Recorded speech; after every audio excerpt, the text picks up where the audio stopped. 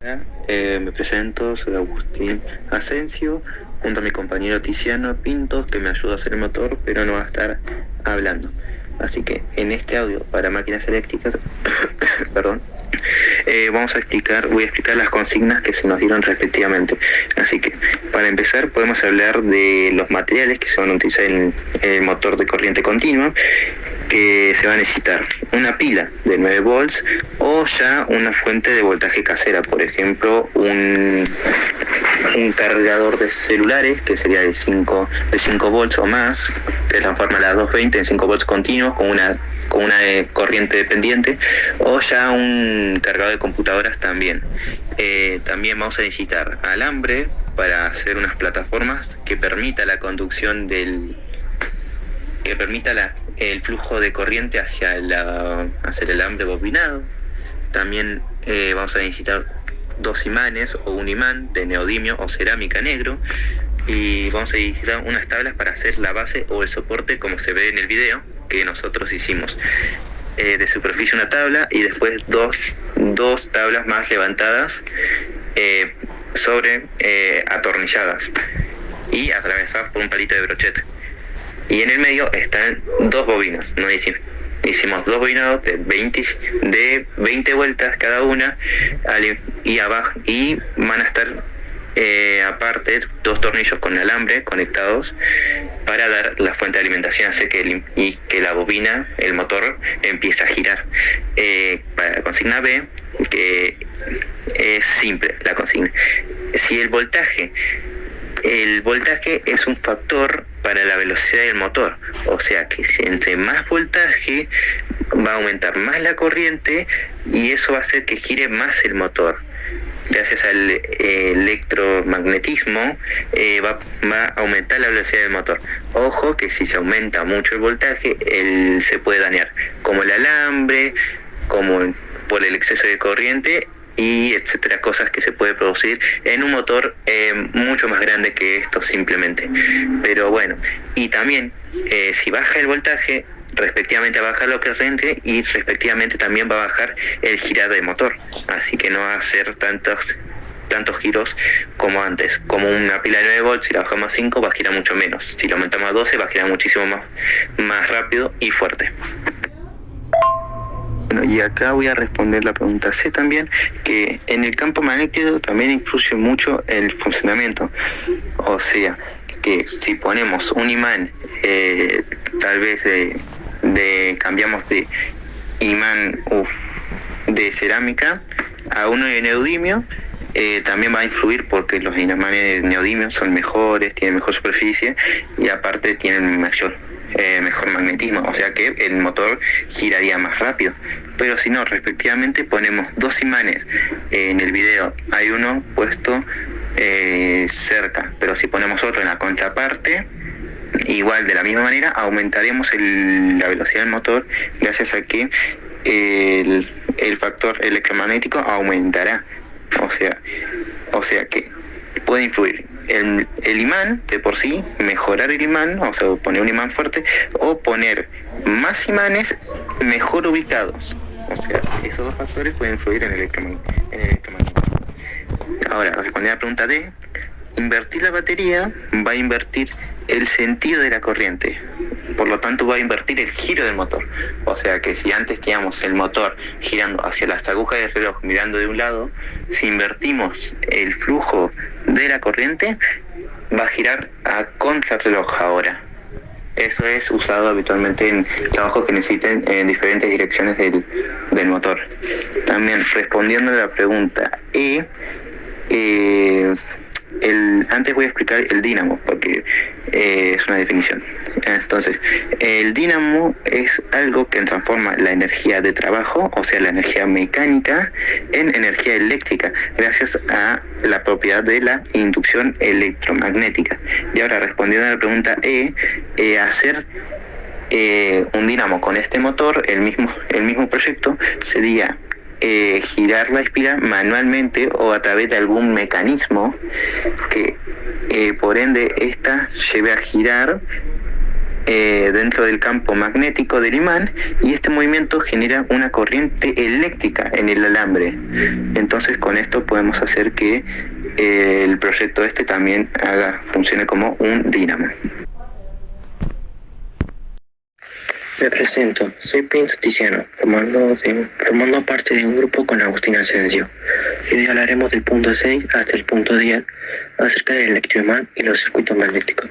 La primera pregunta dice: explique la fórmula de la fuerza electromotriz, indica el significado de cada variable y su unidad. Bueno, la respuesta para esto sería: la fuerza electromotriz, Fm, es la energía que mantiene la diferencia del potencial y permite el flujo de corriente en un circuito. Se mide en voltios dependiendo del contexto físico. Se calcula utilizando distintas ecuaciones, procediendo a hacer 4. Bueno, la primera sería la ley de Faraday o inducción electromagnética. La Fm, o como ya hemos dicho, fuerza electromotriz inducida en un circuito, es igual a la variación del flujo magnético a través del tiempo, multiplicada por el número de espiras, que sería N. Se calcula como fuerza electromotriz, que sería la fuerza inducida, menos el número de vueltas o espiras de la bobina multiplicable por el flujo magnético, que sería el cambio del flujo magnético que atraviesa la bobina mediante Webers, dividido al tiempo, que sería el intervalo de tiempo en que ocurre dichos cambios, medido en segundos. La segunda fórmula habla sobre la fuerza electromotriz en movimiento. Se aplica cuando un conductor, como una varilla, se mueve a través de un campo magnético. Su fórmula es: fuerza electromotriz es igual a la velocidad multiplicada por la inducción del campo magnético dividido a la longitud del conductor. Ahora veremos la tercera fórmula, que sería en generadores o en baterías reales. Bueno, las fuentes reales tienen resistencia interna, que sería la R. La fuerza electromotriz, o Fm, se define a partir del voltaje terminal, que sería el volto, que sería la V, y la corriente, mediante la ecuación. Fuerza electromotriz es igual a voltaje más corriente multiplicado por resistencia. Y la última fórmula que vamos a ver sería la número 4, que sería la definición básica, trabajo y carga. Bueno, también se puede calcular a partir del trabajo realizado para mover una carga, que sería fuerza electromotriz siendo igual a la energía en joules dividido a la carga en coulombs. La pregunta 7 dice: ¿qué es el flujo magnético? Y explicar cómo se produce en un electroimán. Bueno, el flujo magnético es una medida de la cantidad total de campo magnético que atraviesa una superficie determinada. Se puede visualizar como el número de líneas de fuerza que cruzan un área específica en el espacio. Es un concepto fundamental para entender cómo funcionan los motores, generando eléctricos y transformadores. El flujo magnético es un electroimán que se produce cuando una corriente eléctrica circula a través de un hilo conductor enrollado en forma de bobina o solenoide.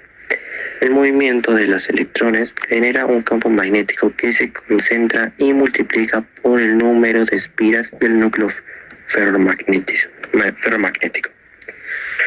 Su principio de funcionamiento es el siguiente: el proceso de creación del campo magnético y el flujo magnético se desarrolla en los siguientes pasos. El primer paso sería la circulación del corriente. Al conectar los extremos de la bobina a una fuente de energía, como una batería o pila, los electrones comienzan a fluir por el cable. Su segundo paso sería la creación del campo magnético, ley de Ampere. Toda carga eléctrica en movimiento crea a su alrededor un campo magnético. En un alambre recto, este campo forma círculos concéntricos. Al enrollar el cable, estos campos se suman y concentran en el interior de la bobina. Luego, el tercer paso sería el núcleo ferromagnético. Para intensificar este flujo, el cable suele enrollarse sobre un núcleo de hierro o acero. Este material actúa como un imán temporal. Sus dominios magnéticos internos se alinean con el campo de la bobina, amplificando la fuerza magnética total. La pregunta 9 dice: ¿qué es la ley de Ohm para circuitos magnéticos? Bueno, tenemos que realizar una comparación con la ley de Ohm eléctrica. Bueno, la ley de Ohm para circuitos magnéticos, conocida como la ley de Hopkinson, establece que el flujo magnético es directamente proporcional a la reluctancia del material. Su fórmula fundamental es: flujo magnético es igual a la fuerza magnetomotriz dividido a la reluctancia. La última pregunta habla sobre qué es la reluctancia en un circuito magnético. Luego tenemos que explicar cómo influye en el flujo magnético. Bueno, la respuesta para esto sería que en un circuito magnético, la reluctancia es la posición que presenta un material o circuito al establecimiento del flujo magnético. Funciona de manera análoga a la resistencia eléctrica en un circuito de corriente continua.